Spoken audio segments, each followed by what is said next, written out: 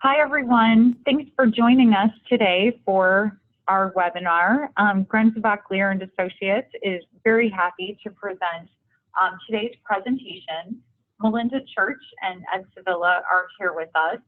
My name is Kelly Colton. I'm the marketing director here at GG+A. And just a couple little housekeeping items to talk about are you can ask questions in the chat, the Zoom webinar chat function. On your toolbar, you should be able to see a couple different things, including the Q&A, as well as if you go to the More icon, there is a chat room. So if you're having any problems or questions, you can also type into the chat. I will be taking a look in there, and that's also a great place to put your questions. So I'm going to also make the slides available for download after the presentation with a little follow-up email. And to that follow-up email, if you have any feedback or comments about today's webinar, feel free to go ahead and send me those. And for without further ado, I'd like to hand it over to Ed Sevilla. Thank you, Kelly, and thank you, everybody. Welcome to our webinar on 3 fundamentals of compelling proposals.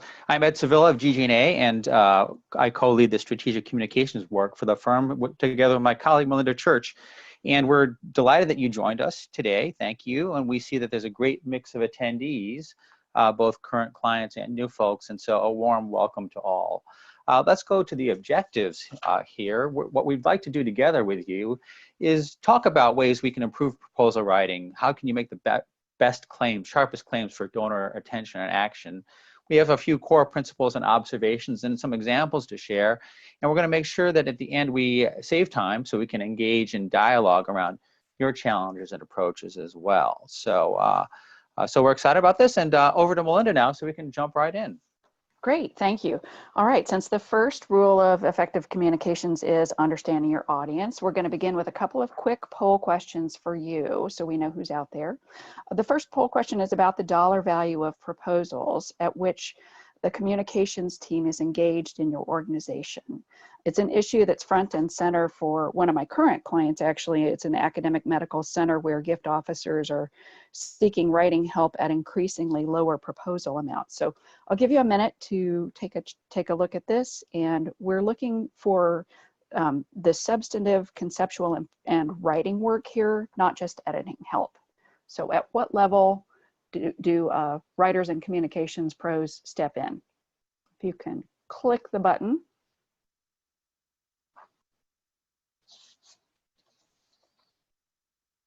All right. So I can't see how many folks have responded. Not everybody has to, clearly, but just trying to get a sense of the audience. Kelly, if you could go ahead and close out the poll and show us the results. All right. Oh boy, interesting. All right, I'm seeing the majority happening under 250. All right. Obviously, this correlates. I am quite sure, but I don't have the data. It correlates with the size of the institution, size of teams, and so on. But that's really interesting. I appreciate knowing that. All right. Thank you. Let's move on to the second question real quick. With this one, we're moving to the high end of proposals. And again, this varies widely across the client sectors. We're seeing increased interest, though, among all clients in principal gifts. So what's a principal gift for one might not be for another, but some of these are at the truly transformational levels. If you could please let us know how many proposals you and your team have worked on in the last year and a half at that 8- and 9-figure range. Again, for a small local food bank, a principal gift is going to be something different. But would love to know, for those on the webinar, what you're experiencing. And give it a second. So last year and a half.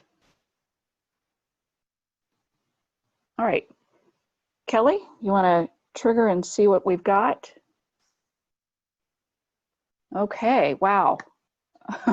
This is fascinating. It's sort of bifurcated. We've got some folks out there with more than 10 proposals at that 8 and 9 figure range in the last year and a half.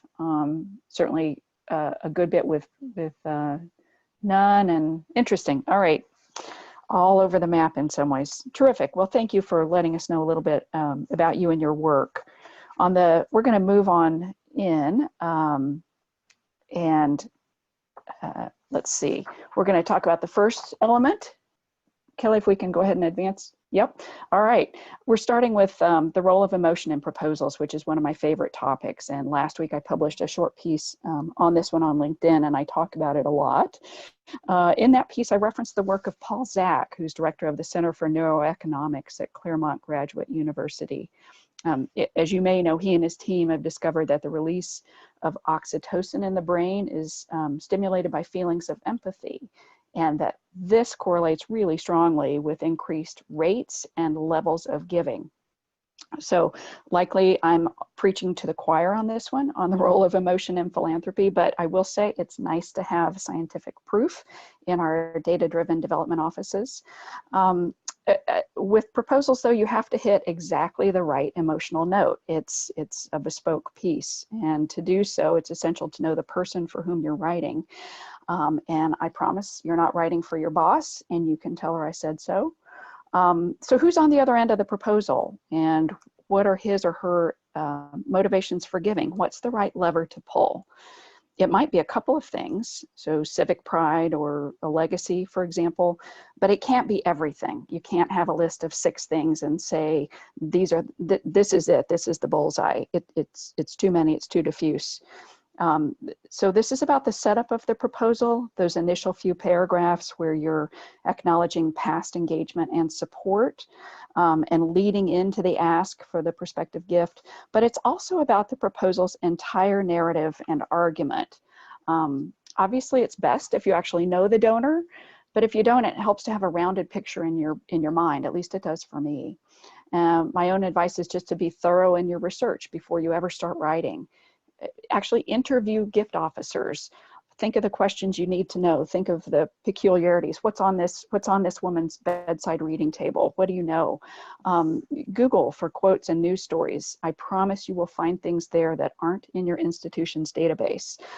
Past actions and statements can offer good clues about what matters to this person. Once you think you've got it, tease it out and test it. Test those emotion-driven levers of motivation. Ask the gift officer and other people who know that person if they sound right.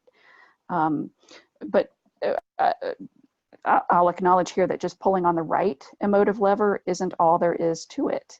So the basic equation includes telling a story that's worthy of commanding another person's attention for a sustained period of time. Think of that proposal as the story. And remember Aristotle's narrative arc, that you learned in high school, right? You have characters that people care about, introduce them early. You have a challenge, suspense, and resolution, and that resolution is driven by private giving. So if you want your donor to act, you have to make him care and pull him all the way through the story, all the way to the end. All right, I've got a couple of examples to share from some of my work with clients. The first one, I'll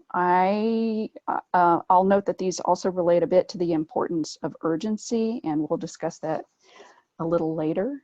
Pride. So I'll invite you to read the 2 sentences, and I'll try to shut up for a second, and then I'll share the backstory.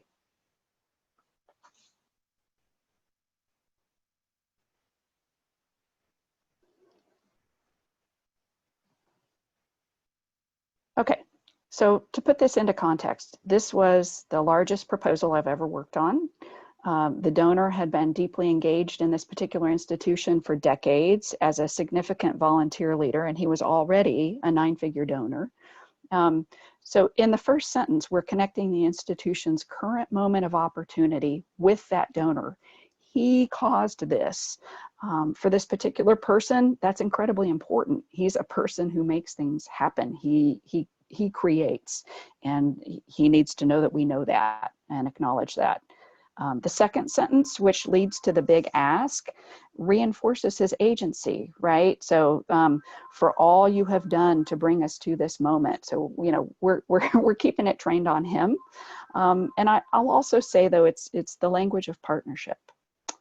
Okay, I have one more example on the topic on the next slide. And it's a different kind of thing, right? So here we're talking about duty. This one's a little bit longer. Again, I'll resist the urge to yammer and be quiet for a second.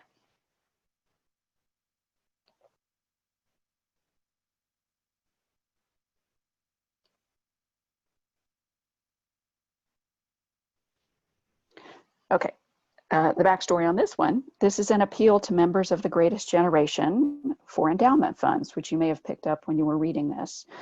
My client was a large community foundation. It starts with things the donor cares about, right? I'm giving specific evidence of the city's vibrancy. Then in the second sentence, it hits hard with the notion of duty to subsequent generations, right? Grandchildren's children and inherit. Those are an attempt to take the donor gently past her own life and into the future that she can help to make possible. Clearly, I'm trying to make this personal, though. This is about people that this donor loves and cares about and their ability to thrive and prosper as she has. So it's about duty to her family and to her community and linking those two things. One last comment on this. These kinds of statements have a place at both the beginning and end of proposals, which we talked about a little bit, where you're directly addressing the potential donor. They might also have a place throughout longer, more complex proposals. You might think of some subversions of them to help with each component of the ask. For example, if a proposal was it was $10 million, half for scholarships, half for endowed faculty positions, there could be a donor-centric note that puts a fine point on each of those elements and helps to pull the donor through the story. Okay, enough emotional manipulation. I'll turn it over to the second of three fundamentals, and I'll hand it off to Ed. Thank you, Melinda. So now we're going to go to another poll question here, and this next poll question explores the business case. So we're curious to hear from you. Who is your go-to person for the information you need to build a budget for your proposal? So we'll give you a moment to answer this one. You can see different options with the radio buttons there. And of course, we all work in teams and rely on colleagues. And so what we're looking for here is the person, as you write your proposals, who's been the most consistent, helpful source of information for you. So now if everyone has selected an option, let's close out the poll. And Kelly, why don't you show us what our group shows so far? Oh, this is really fascinating. 63% development leaders and gift officers, and one other, but the faculty members and academic leaders are not the leads here. And that's quite interesting, saying something about our experiences. You know, trusting our own colleagues as we go through this. So that brings us to our discussion of the second fundamental, and let's go over to that slide, Kelly, of fundamental number 2, and that, of course, is a topic of the rational argument.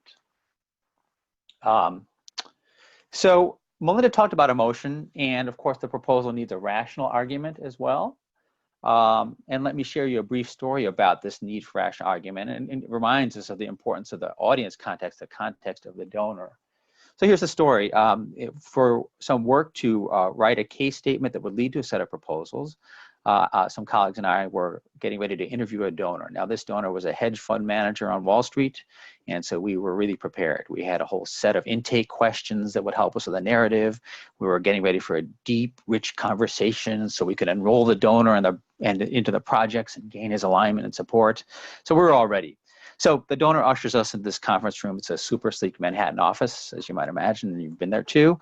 And as soon as we sit down, the donor says to us, "Hey, so you guys are helping us with the case. Tell me, what's the case?"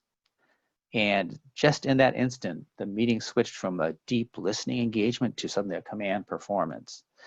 And that was really a helpful reminder of audience context in this particular donor, that this donor, like many leaders of finance, operates in this way. Here we were sitting in this conference room in these very offices, and what he regularly does in those offices is meet with companies. Those companies are pitching him for funding. They've got 10 minutes of a meeting. They are prepared with business cases, cash flows, returns on investment ready at hand. And so why should the fundraising proposition from the college be any different? This is why the need for the rational argument is important. And so that the donor is going to have questions in her mind, and your proposal needs to be able to provide those answers. Questions like total budget. For this idea to work, this institution needs X dollars over a Y year period. Questions like the uses of funds. Be really clear in your proposal. These funds are going to be spent on what specifically? Maybe faculty, investigators, maybe staff, buildings, equipment, travel, conferences. What tangibly is the donor's funds going to be used for? You'll need to talk about impact. The donor is going to be wondering at the end of this term of spending, what are the questions that will have been resolved or explored further, yielding insights into what kind of problem, what kind of overall impact is this going to have? And certainly confidence is a question. The donor is going to want to know that I can be confident that the leaders of this project are actually going to accomplish what they say they will, and because why. And that's when your proposal will be talking about the credibility of your institution and the people involved. Ultimately, this question of transparency is important, and we're recommending that you build that into your process of developing your proposal.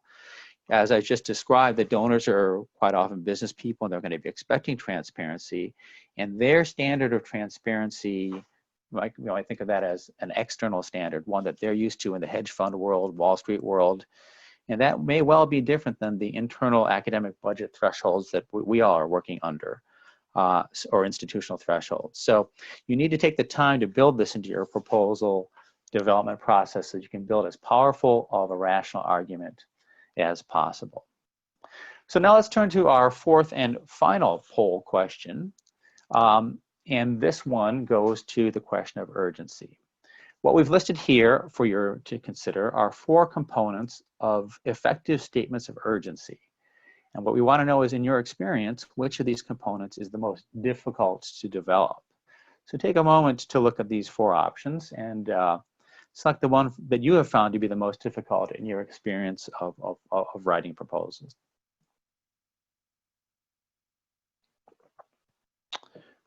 Okay, we just had 4 options, so let's see, Kelly, if we can close out the poll and see what people said. Who is the most difficult component of urgency to develop? And it is clear vision from institutional leadership is our leading, with 44% of the respondents going there. And certainly that is often a challenge as we work with our proposals to surface, what is the vision of what this proposal is going to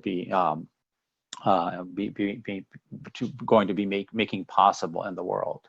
So let's go to the last of our fundamentals here, and this is the question about urgency. Where does this urgency come from in a way that is authentic and motivating to the donor? We show this answer to you here in this form of this Venn diagram. We've, in our experience, understand that this zone of shared urgency is really at the intersection of what are the aspirations of the donor and what are the deep needs of your institution. And so it's important to find that point of intersection. And it's also important to realize that what is urgent to your institutional leaders may not be important to the donor, and vice versa. So as you're crafting your proposal, if your proposal is heavy on institutional need, it may not be as relevant or compelling to the donor. And if it's heavy on donor aspirations, it may not be aligned as fully as needed with the strategy and distinctiveness of your institution. We see some questions coming in. We'll keep them up there, and we'll come back to them at the end. Our advice is we want to work closely with your major gift officers to understand the donor's deepest aspirations and align them with your organization's needs. So with that, let me ask Melinda to share some examples that show you how we can strike the right balance to communicate this urgency. Yep. All right. Thanks, Ed. And appreciating that we have one question on the board, and I hope others as well. I don't want to be too long-winded, but I'll share 2 examples here, and then we'll keep moving quickly. So I'll give you a second to read it. This one's pretty easy.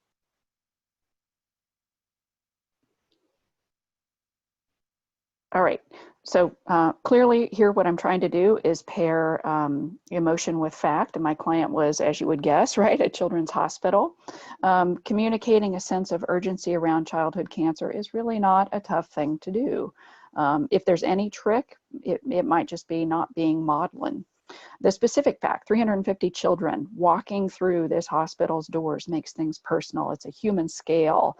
It's in my community. It almost forces the reader to conjure images of children they've known with cancer. Then, you know, for them, precision medicine cannot come quickly enough. I mean, it's pretty hard hitting, but no reason not to be direct. Okay, that one was pretty easy. Let's look at a really different kind of the use of urgency in a proposal on the next slide. I'll be quiet while you read.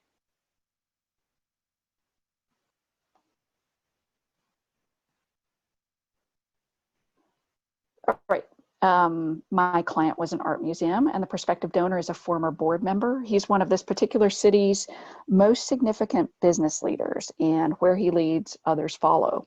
So the urgency here is obviously the marketing construct of the campaign itself. It's the timing that makes this urgent. It's early in the campaign. This man has the opportunity. He is sort of singular in his ability to move other people, and it's a fleeting moment to catalyze the broad and generous participation of others. His gift will seed this campaign and inspire others to put their own philanthropic stakes in the ground. So. All right, I think you get it. I'm gonna turn it back over to Ed now. Great, thank you, Melinda. So what we wanted to put here together for you was to summarize the fundamentals we've come up with and try to give you a handy checklist so that you can use this as you're creating your own proposals as well.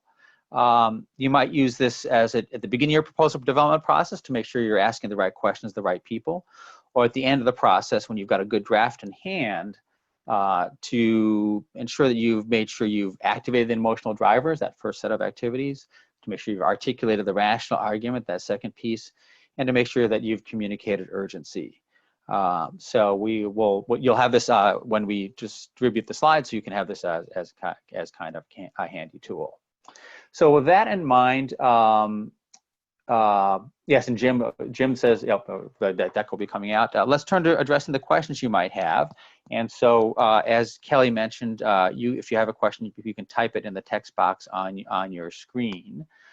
We have, I think the first one came in, and it's from Joan asking if a proposal is being directed to an agent of the prospect, how do you refer to the donor? Do you refer to the donor in the second or the third person?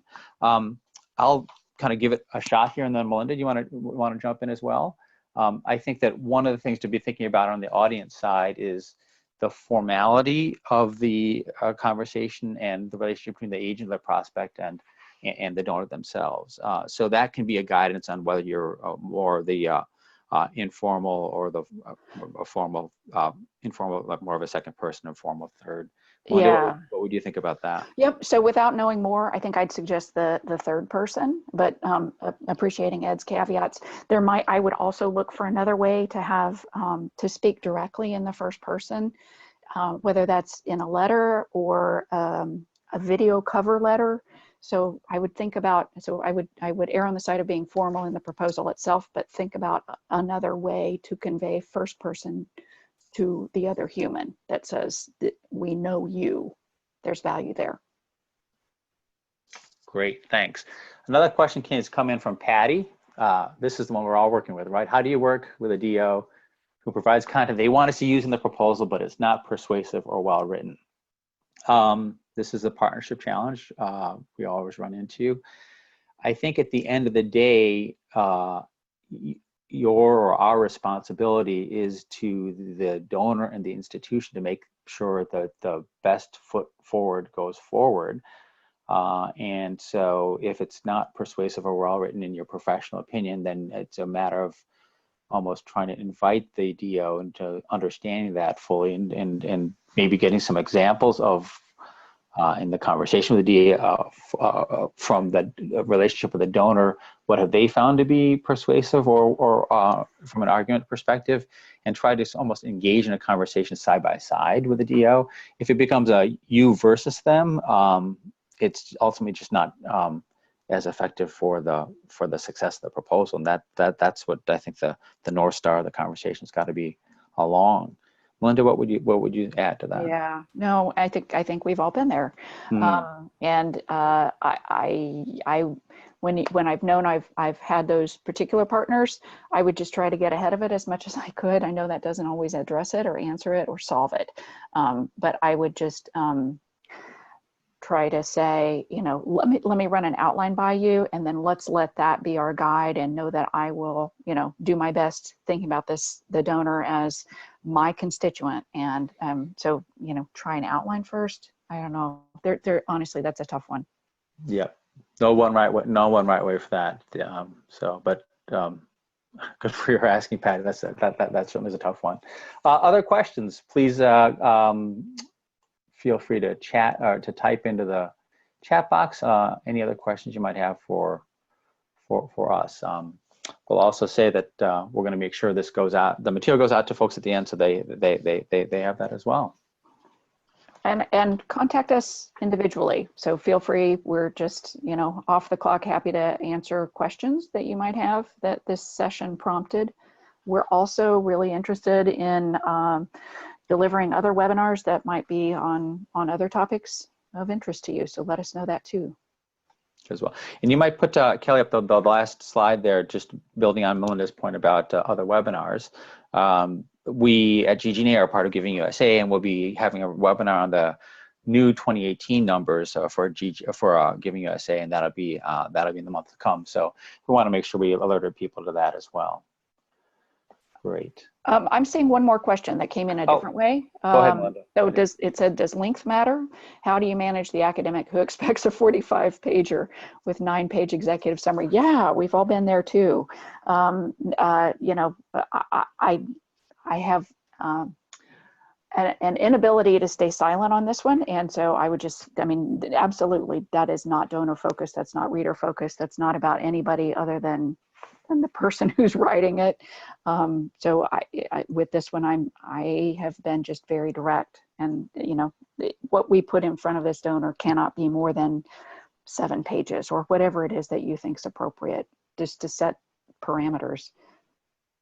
And my build on that will be you could frame that, even particularly if it's a difficult academic colleague, to say, I'm on your side, and I want to prepare you for, at some point, you'll be talking with donors about this. So let's together invite them into the side-by-side donor conversation. And that gives you permission to actually introduce a different set of criteria, because otherwise it's my academic criteria versus not. Pretty binary. Well, and you brought up a really good point, which is maybe suggest putting some of that into talking points for those conversations. Yeah, so absolutely. It's not like it's wasted. And it can be practice, and so that's more enrollment and engagement with your colleagues. Yep, absolutely. Great. Okay. Yeah, fantastic. Well, thank you, everybody. It's been great to be with you. And as Melinda mentioned, please do feel free to reach out. We're always around and eager to engage with everyone on this topic and other communication topics as well. So thank you for your time, and we're grateful that you were able to spend time together with us today. Thank you.